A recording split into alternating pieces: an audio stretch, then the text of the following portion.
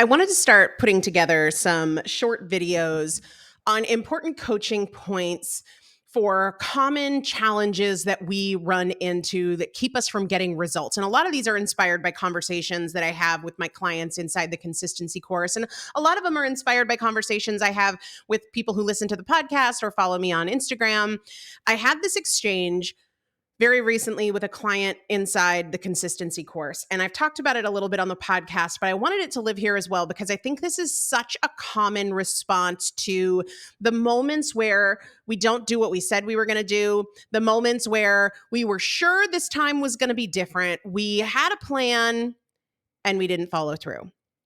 One of my clients messaged me and said, I feel like a failure again.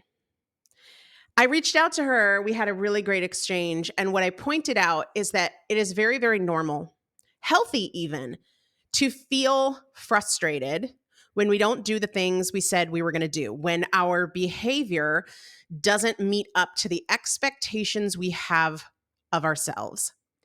However, there's a really big difference between throwing your hands up in frustration and calmly asking for help or looking for resources. I said to her, it's okay to feel like you failed. But what you could have done, and what I hope you will do moving forward, is say, hey, this is what happened. This is what I tried. This is what I experienced. Can you help? Do you have resources that you can point me to? Do you have some suggestions for how I can change this pattern moving forward, for ways that I can help myself? Because if you go to this place of, I feel like a failure again, you are getting trapped in how you feel about the problem, which will keep you from moving into what you can do about the solution. See, if you've ever seen a car get stuck in the mud, the more that it spins its tires, the deeper it goes into the mud. And when we just spin our wheels in how we feel about the problem, we get deeper and deeper into that mud, into that muck, into feeling truly stuck. And we're not stuck. It's just that we're going deeper and deeper into how we feel about what we did or what we didn't do. And we're distracted. So we don't see the opportunity to learn and grow from that. Every single time that you don't do what you said you were going to do, that your behavior doesn't match your own expectations, there's opportunity in that. Let me give you an example. When I feel frustrated because things are going crazy at home and I'm not organized and I feel scattered and frazzled, and maybe we didn't do the thing we said we were going to do because our schedules were all out of whack and we didn't have our shit together, what happens is that if I slow down, I can learn from that situation. I can say, all right, you know what?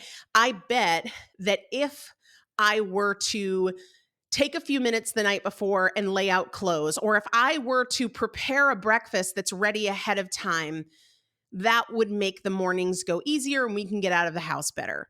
Or let's say that I planned out meals for the week and I only followed the plan 2 nights out of 5. And I'm feeling super frustrated with myself. This was the week I made the plan, I had the ingredients, and even then I still didn't do it. There's so much information in that, but I won't see it and I won't seize it if I'm too busy in judgment, if I'm too busy criticizing myself, if I'm too focused on how I feel about the problem. I might say, you know what? I think that I was a little overambitious with what I plan to make for the time and the energy I have available. So, how could I simplify things this coming week?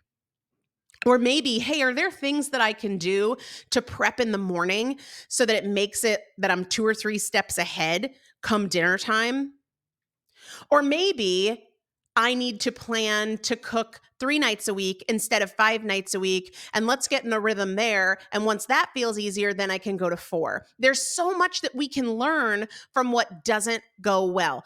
I learned from my own, what many people would call failures, that I can't work out in the afternoon and evening as easily and as consistently as I can if I do it in the morning before my kids wake up. Because inevitably, A lot of the time, something unexpected comes up later in the day. Maybe one of my kids has a impromptu play date invitation, and I really want to be able to take that opportunity so the block where I plan to work out doesn't happen. Or maybe I need to take one of the kids to the doctors, or maybe one of the grandparents stops by unexpectedly. There are just a lot of things that can come up later in the day, and there's not a lot coming up at 6 in the morning, right? 6 in the morning is a pretty protected time. So I've learned from that pattern of planning workouts and not doing them that I need to work out first thing in the morning. Not only that, I have learned that I need to have a plan for what I'm going to do and when I'm going to do it, and have my clothes set out ahead of time. Just little things that came from not following through. Same thing with ice cream. I love ice cream. That's my thing. I learned from overeating ice cream in the freezer that a better approach for me is to have ice cream when we go out instead of bringing it into the house. Now, that seems like a silly little lesson, but it comes from capitalizing on all the things that somebody else is labeling failure. I'm labeling it intel. I'm labeling it an opportunity to make a step up.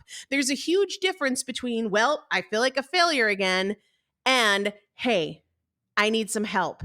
Hey, what resources do I have that I can use? Another one that came up that I wanted to touch on here really quickly, I got a message from somebody on Instagram and it said, how do you stop beating yourself up when you go off track and realize it's all you? Why can't you keep it under control? And I said, fundamentally for me, I want to be a solution person. I don't want to be a problem person. So beating myself up is unrelated to the solution. It's entirely focused on the problem. We can either be critical and judgmental and in our feelings about the problem, or we can be creative, energetic problem solvers. What do I need to do differently? What broke down here? Was I not prepared? Was it a pattern of thinking like this one thing won't hurt or I'll start tomorrow that I need to try to counter? Are there resources that I have that I can tap into that I haven't been utilizing? Is there somebody that I can ask for help? Fundamentally, I want to be a solution person, not a problem person. So beating myself up doesn't align with that. It doesn't. We all have a finite amount of energy and attention. So the energy and attention we give to the problem is less energy and attention we have for the solution. And lastly, when you ask yourself, why can't I keep it under control? What you're asking your brain to do is give you all the reasons that you can't keep it under control. I don't want a PhD in the behavioral analysis of my problem. I want a new pattern. I want to give my energy to creating change. And I don't think there's anything wrong with understanding patterns of behavior you want to change, but I think a lot of people get too caught up in the philosophizing. I wonder why I always binge. I'm the kind of person who would rather focus on, hey, what can I do to make today a little bit better? What can I do to improve this pattern just a tiny bit? And if I'm always focused on that small incremental improvement day after day, over a month, over a week, over a year, that's going to look very different. Do you want to be a problem person or do you want to be a solution person? Do you want to focus on how you feel about what's behind you, or do you want to focus on what you can do with the opportunities in front of you today? I hope you'll join me over on the Primal Potential podcast. We have over 1,000 episodes. You can find it anywhere you find podcasts. Just search Primal Potential, and I would love for you to join me over on the podcast.